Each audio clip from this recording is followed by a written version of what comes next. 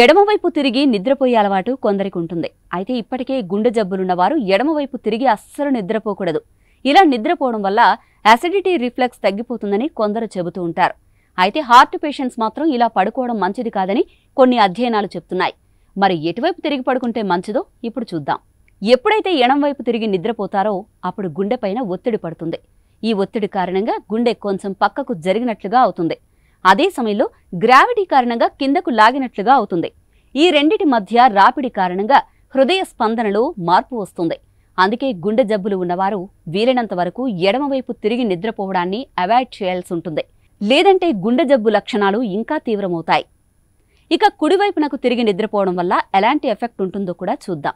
ఎప్పుడైతే కుడివైపు తిరిగి పడుకుంటారో అప్పుడు గుండెపైన ప్రెజర్ ఎక్కువగా పడదు. ఈసీజీలోనూ ఎలాంటి మార్పులు కనిపించవు. అంటే హార్ట్ రేట్ నార్మల్గానే ఉన్నట్టు లెక్క. అందుకే హార్ట్ పేషెంట్స్ కుడివైపుకు తిరిగి నిద్రపోవడమే మంచిదని నిపుణులు సూచిస్తున్నారు.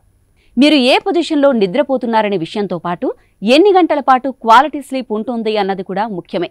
కుడివైపు తిరిగి పడుకున్నంత మాత్రాన స్లీప్ క్వాలిటీ ఉన్నట్టే అని అనుకోవడానికి లేదు. చాలా మంది 5 గంటల పాటు మాత్రమే నిద్రపోతూ ఉంటారు.